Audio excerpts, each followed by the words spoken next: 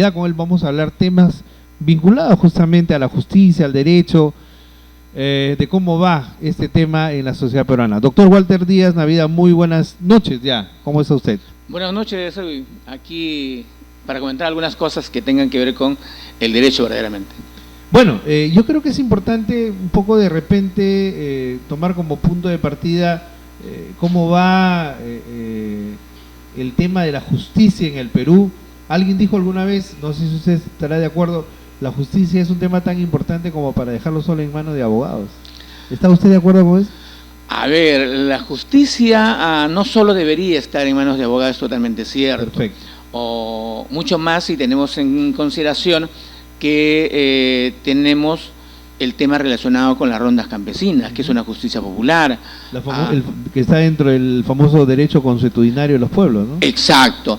Que en algunas ocasiones este ejercicio del derecho a la justicia por parte de las rondas campesinas se ve un poco exacerbado y hasta cierto punto o injusto con aquellas personas que de una u otra manera cometen algún ilícito y en algunos casos una falta, porque yo he podido observar a través de los medios de comunicación que, por ejemplo, o le dan una tremenda paliza como un acto de justicia a un infiel, pero ser infiel no es un delito. Claro.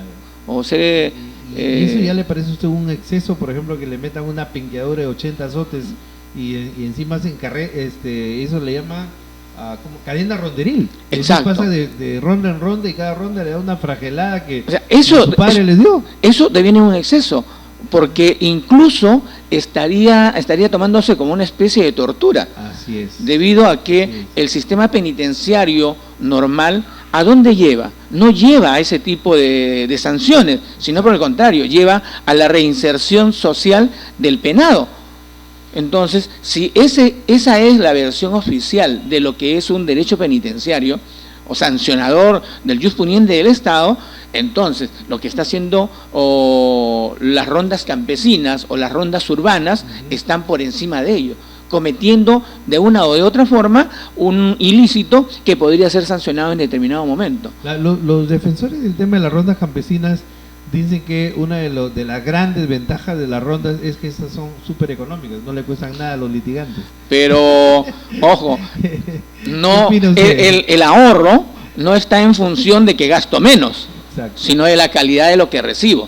Entonces uno tiene que ver, ya es un tema económico, uno tendría que ver eso.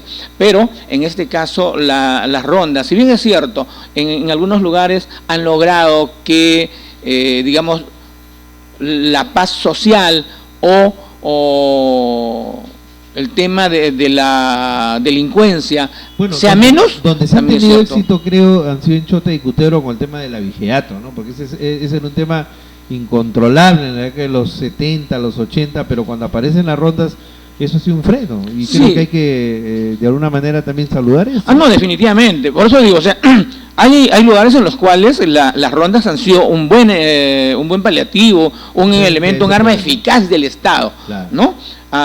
Las rondas han participado en la pacificación en la zona central del país, apoyando al Estado con el tema de la subversión, ¿no? Eso hay que saludarlo. El tema es el exceso hacia dónde se va, ¿no? Entonces todo exceso es totalmente negativo. Negativo, efectivamente. Bueno, y entrando justamente de lleno en el tema de la justicia en el país, doctor, ¿cómo visualiza usted el trabajo actual de uno de los poderes del Estado, como es el Poder Judicial, del Ministerio Público como titular de la acción penal? Desde su perspectiva, ¿cuál debe ser el rol que ellos deben jugar en una sociedad peruana como la que tenemos y qué es lo que está pasando con ellos actualmente? Mira, hay que diferenciar lo que es el Ministerio Público, que no es un anexo del Poder Judicial, y el Poder Judicial como tal. En ambos entes del Estado se llevan y se realizan grandes esfuerzos para poder administrar justicia. Lastimosamente hay algunos casos muy aislados, digamos, en los cuales la labor de uno de estos entes, de estos organismos, os deja mucho que desear, ¿no? En algunos casos, por ejemplo, la tipificación del delito no es la más adecuada, pero ese es problema de hombres, no es problema de sistema. El sistema funciona. Y ahí hay fiscales muy probos, hay fiscales muy eficientes, pero desafortunadamente hay algunos que, insisto, desafortunadamente no tienen la capacidad suficiente como para poder ejercer esa función. Como lo mismo sucede en el Poder Judicial.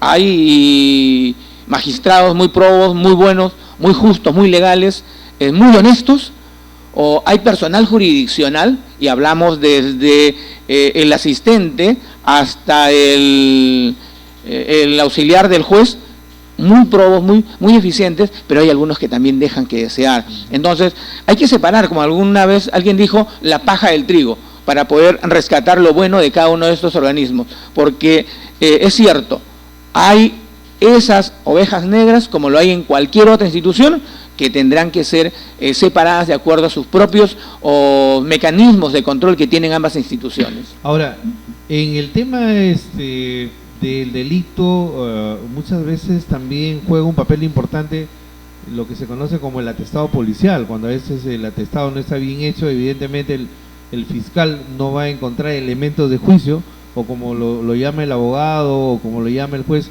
elementos de convicción como para pedir una medida punitiva al supuesto inculpado o acusado. ¿Cómo va ese tema de los atestados policiales? ¿Qué tan deficientes son en una gran parte, o es que en realidad hay por ahí una ayudita, una pasada de mano, una, como quien dice, bueno, pongámosle atenuantes para que el Ministerio Público no tenga la posibilidad de que su investigación finalmente termine en el Poder Judicial?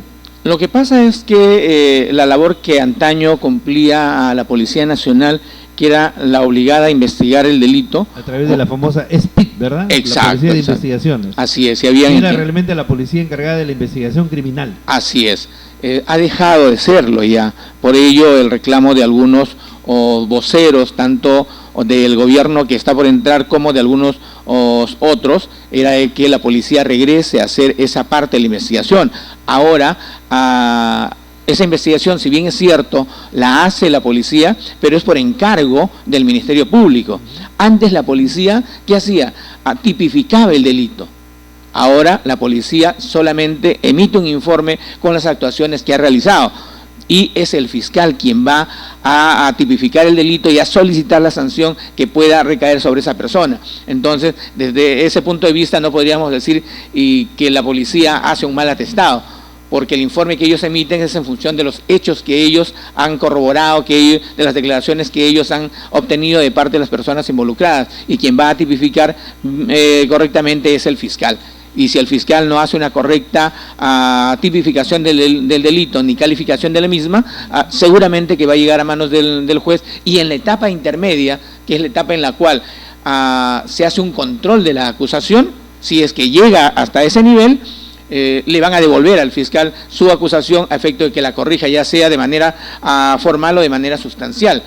Y si es sustancial, definitivamente se va a ir al archivo. ¿Ustedes lo que creen, doctor, que se está usando con la figura de la detención preventiva? Por ahí he escuchado a algunos colegas suyos que opinan más bien desfavorablemente respecto a este tema de la prisión preventiva. ¿Cuál es su opinión al respecto, doctor?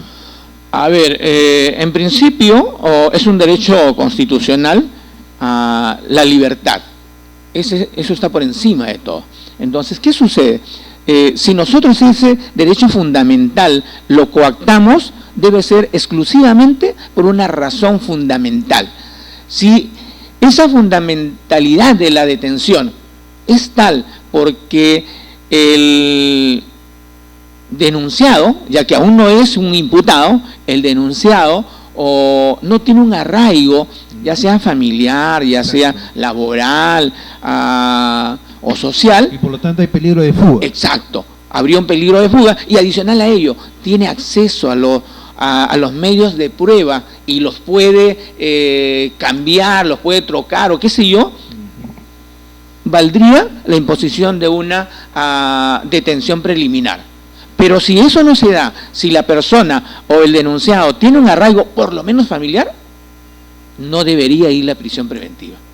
Sin embargo, hay que ser honestos en reconocer que el poder de los medios de comunicación es tal que muchas veces los magistrados se dejan llevar por ello y imponen detenciones que en determinados casos podrían caer incluso en arbitrarias, pese a que si es una detención por mandato legal no es arbitraria. Claro, ¿no? pero en el caso, por ejemplo, doctor, de aquellos que han incurrido en corrupción política, que no es otra cosa que delito contra el Estado, delito contra la ciudadanía, porque usted sabe que la corrupción afecta directamente a la población, porque por una obra mal hecha o una obra que no se ejecutó, o por un dinero que se dispendió o se robó y que pertenece al pueblo, evidentemente la sanción debería ser la más dura y la más fuerte. ¿No cree que en ese caso sí se justifica la prisión preventiva de los delitos de corrupción directamente? El tema ahí vuelta va a pasar porque él sí tiene acceso a los medios de prueba.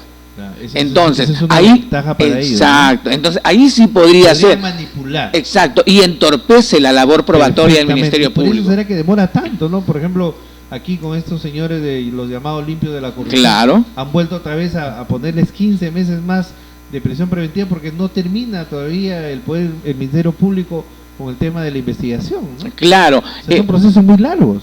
Y es que son aproximadamente 6 años de investigación en cuanto a manejos poco transparentes del gobierno municipal de aquel momento. Entonces, por ello sí se justifica, por ejemplo, una detención preliminar, una detención preventiva.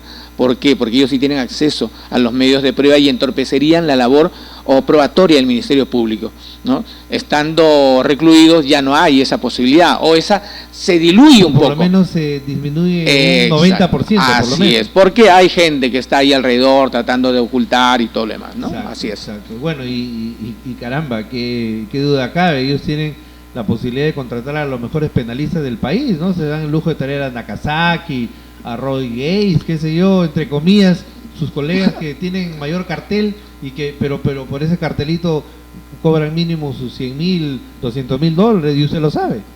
Bueno, cada uno pacta sus honorarios, Claro, pero sino que me refiero al hecho que son gente muy publicitada, conocida y de repente reconocida también, pero cualquiera no se da el lujo de contratarlos. claro, pero ten presente que por mucho que contrates a un gran profesional, le pagues una gran cantidad de dinero, si el delito está y las pruebas te acusan, definitivamente el mejor profesional del derecho no te va a sacar. Le va a eximir de culpa. Una razón es que el doctor Nakazaki en su momento optó por retirarse. Así es, y el segundo abogado que ha contratado el exalcalde Torres también se ha retirado, ¿no? Entonces, ¿ahora qué le queda? Recurrir tal vez al abogado de oficio. Eso implicará porque ven la cosa muy complicada y cada vez más complicada, porque el otro día, por ejemplo, uno de los inculpados, en este caso el señor Darío Acuña, que se ha allanado y está en el tema de la confesión sincera, él ha comenzado a hablar algunas cosas que implican aún más al exalcalde y a otros funcionarios, y pareciera que más bien hay cada vez más pruebas, ¿no? Claro. Respecto a los supuestos o probables ilícitos cometidos. Claro, allí el tema va a pasar por el hecho de que esa confesión sincera debe ser corroborada con hechos ciertos, porque si él se acoge a la confesión sincera y luego resulta que lo que dice o lo que muestra como medio de prueba no es tal, definitivamente la confesión se cae, y al caerse la pena va a ser para él exacto.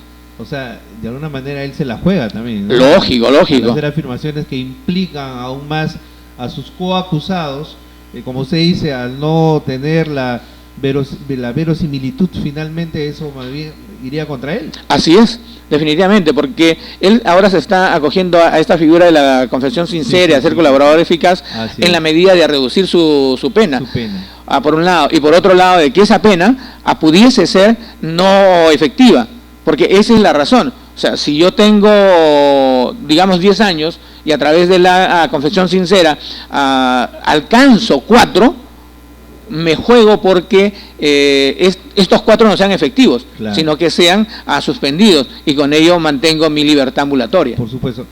Doctor, y este caso emblemático de la señora Nadine Heredia, a la sazón todavía primera dama hasta el 28 de julio, ¿cómo lo ve? ¿Complicado, por ejemplo, que el Poder Judicial haya determinado su no salida del país? ¿Cómo ve usted en general?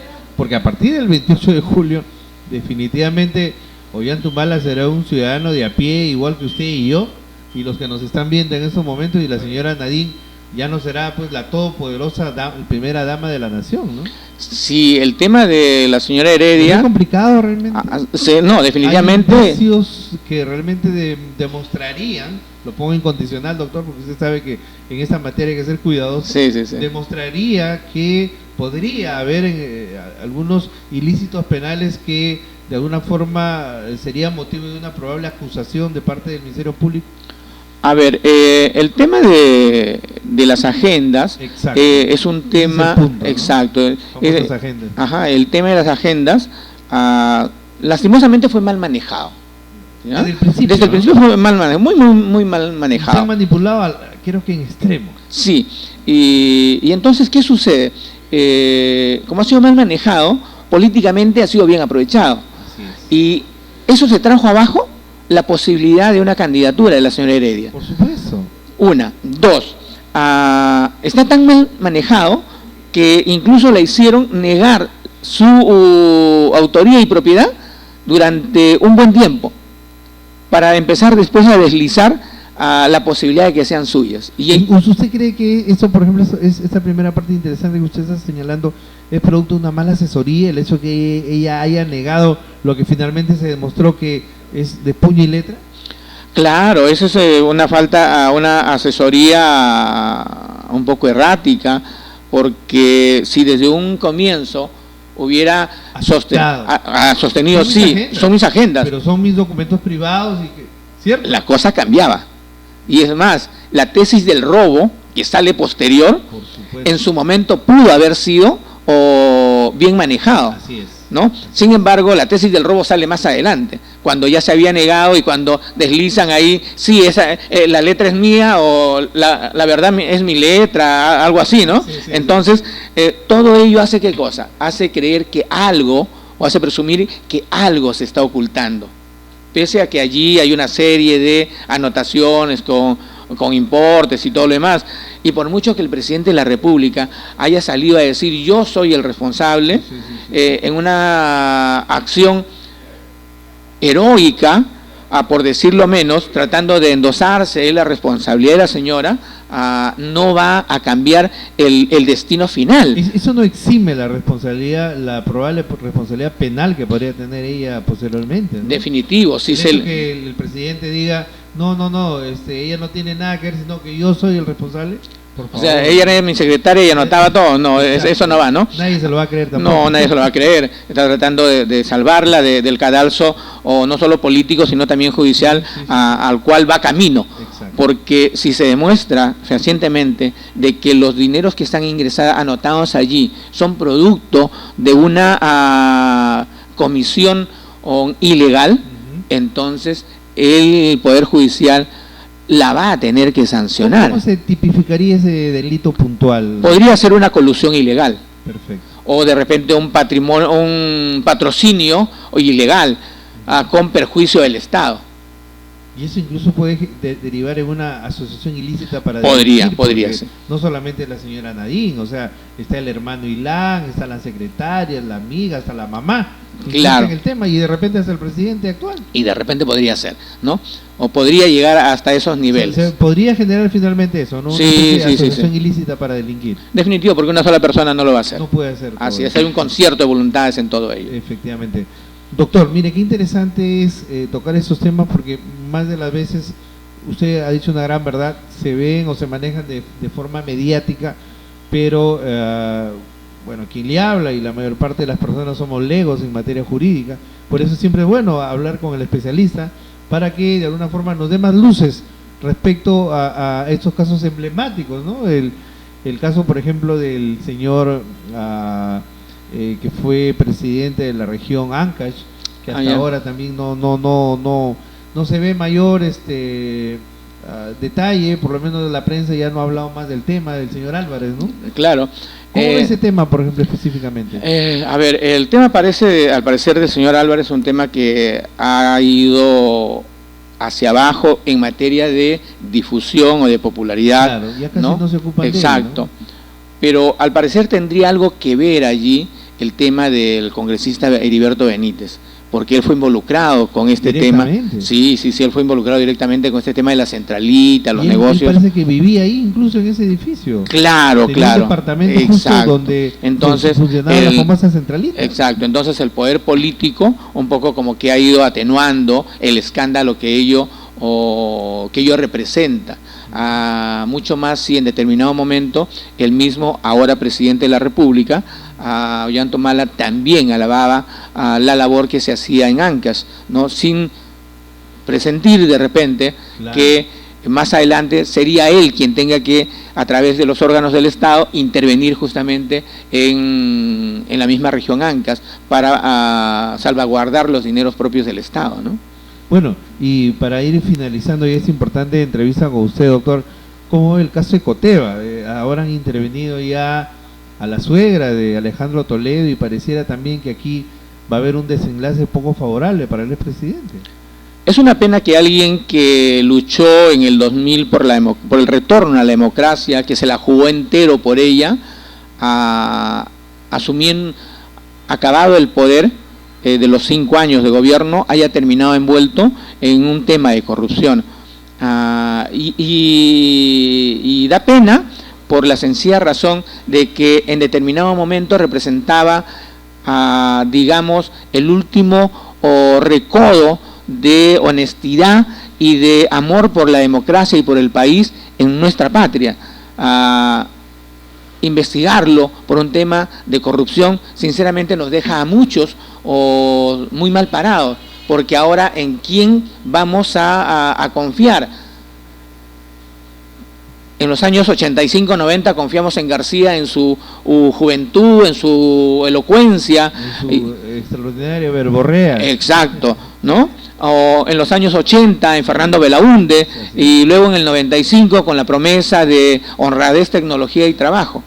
Y recordemos en qué hemos terminado. Y ahora volvemos a creer en alguien que durante varios años, porque Toledo no fue una persona que a última hora llegó como Fujimori a la política, no, ya había venido en varias ocasiones postulando, y entonces resulta que al final, llegado al poder, el poder, ¿qué hace? Lo corrompe, y él hace uso y mal uso de ese poder para desafortunadamente caer en esas redes y dejarnos a nosotros como al inicio, ¿no? Pensando ahora nuevamente en quién vamos a confiar. Esperemos que el nuevo gobierno nos dé al final una tranquilidad y que no haya nuevos escándalos de corrupción como han ocurrido en este y con el propio Toledo. Bueno, alguien diría, doctor, que a la edad de Pedro Pablo Kuczynski, sobre todo pues con el patrimonio que todos sabemos él tiene, ¿cuál sería el interés, al menos en ese caso personalmente, de hacer lo que se dice o se cree hayan hecho García, Toledo, el mismo Ollanta? A ver, ¿hay alguna diferencia por ahí? ¿O no le ve diferencia en cuanto el a tema que proclive también actos de corrupción? El tema de Pedro Pablo Kuczynski es el tema de lo que él tiene, no lo tiene de hoy. Así es. O sea, nació con todo ello. Efectivamente. Está acostumbrado a tenerlo, ¿no? Entonces, el llegar para un acto irregular es menos posible. No digo que no sea, por supuesto, ¿no? Sino que es menos posible, porque o sea, ya nada le dé. Como que no se sentiría tan tentado en otras así palabras, es, ¿verdad? Así es. Porque la tentación va a estar ahí. No, definitivo. A la vuelta de la esquina. Definitivo. Usted sabe, los famosos lobbies así de las empresas mineras, de la misma Telefónica, de la famosa de LAN Perú, que en realidad es LAN Chile, etcétera, que están permanentemente de alguna forma estimulando, entre comillas, a las autoridades, tanto del poder político como del Congreso y del Poder Judicial, para sus fines y conveniencias del caso, ¿no? Por eso te decía, ¿no? Si el que está acostumbrado a ello tiene menos posibilidades. Aquel que no tuvo y que de la noche a la mañana es más proclive esa persona, ¿no? Esperemos que no equivocarnos con Pedro Pablo. Y con las personas, también, ¿no? Exacto, a eso iba, y con las personas que lo van a acompañar en el gabinete ministerial y en todos los demás, ¿no? Porque se han cometido actos de corrupción a nivel local, a nivel regional, pero de repente no se han cometido a nivel ejecutivo. Entonces, nosotros esperemos que por lo menos a nivel ejecutivo no se cometan ese tipo de Claro. actos irregulares. Haciendo una comparación en el tiempo, que dicen que toda comparación es una ofensa, es como por decir, siempre se ha dicho que el presidente o el expresidente, el extinto presidente Fernando Belaúnde era una persona honesta, y al igual que Haya de la Torre murió casi pobre, etcétera, aunque Haya de la Torre nunca llegó a ser presidente del Perú, sí, de una asamblea constituyente, pero por ejemplo lo mismo no se podría decir de sus colaboradores, ¿no? Claro. El caso de Belaúnde. Lógico. Él fue una persona muy, o ellos fueron personas muy honestas. Desafortunadamente varios de sus colaboradores No tanto. se fueron, ¿cómo se llama?, diluyendo en el tiempo en actos de corrupción. Y de alta corrupción, porque Así usted debe es. recordar en la década de los 80 el caso Volmer, el caso Gubarte, que involucraba directamente a los ministros de justicia de ese tiempo, ¿no? Así Incluso es. eran del PPC. Claro, encima de claro. ello, pero que de alguna manera se dice que Manuel Ulloa sabía de ese tipo de cosas y Alba Orlandini también. Y Manuel Ulloa Elías y Javier Alba Orlandini eran nada menos que los espadachines de Fernando Belaúnde, Claro. los delfines. Claro, eran aquellos hombres que para Fernando Belaúnde eran sus más cercanos colaboradores. Definitivamente. Entonces aquí usted tiene mucha razón, ¿no? Cuando dice no solamente se trata que quien lidera el proceso sea una persona honesta, transparente, sino también quienes lo rodean. Claro, Qué importante es esto, importante. ¿no? Qué importante rodearse de gente no solamente capaz, sino también honesta. Así es. Doctor, yo le agradezco mucho su presencia, su participación. Queremos comprometerlo para que en otras audiciones esté con nosotros. A propósito, ¿qué opina de la nueva ministra de Justicia, de la doctora Marisol Pérez Tello? ¿Qué Bueno, opinión tiene de su colega abogada? Marisol es una persona que tiene una buena además es muy formación. capaz, ¿no? Sí, sí, Al sí. menos políticamente yo la veo con muchos brillos y hasta donde veo es el cuadro dentro del PPC con más opción de ser la próxima presidenta de ese partido, por ejemplo, ¿no? Sí, es una persona que ha demostrado en su labor congresal mucha muñeca para manejarse y a nivel político igual, ¿no? Ella no participó de la alianza APRA-PPC. Mantuvo una línea principista muy importante, ¿no? Así Junto es, con Bengolea, claro. así es. Los dos dijeron no, nosotros nos vamos ahí y no estamos de acuerdo. No les interesó no perder su curul. Así es. Y eso es muy importante. No, y déjeme decirle que qué tal olfato político, porque no hubieran logrado nada, porque Sí. Raúl Castro y otros más se sobaban las manos pensando que con García iban a conseguir llegar al Congreso. No han llegado ninguno. No, ninguno Ni del él, PPC. Ni Eguren, ni ninguno de los que ya se estaban frotando todos los 10 dedos de los pies y de Sí, las pero manos. era poco posible que eso se dé. Y regresando al tema de Marisol, Sí. es una profesional muy destacada, una líder político muy buena, y en su labor congresal, reitero, ha sido excelente, ¿no? Es un buen jale, usted lo Sí, considera un buen jale. me parece muy bien. Muy bien. Doctor, una vez más, muchas gracias. Estamos en contacto y comunicación, estaremos siguiendo conversando porque es importante que un profesional del derecho como usted, con la experiencia y la capacidad que lo caracteriza, nos dé más luces al respecto. Gracias, doctor. Gracias a usted también. Y a ustedes, amigos de Destape Noticias, muchas gracias por el día de hoy y Dios mediante será con otro programa igual de importante el día de mañana.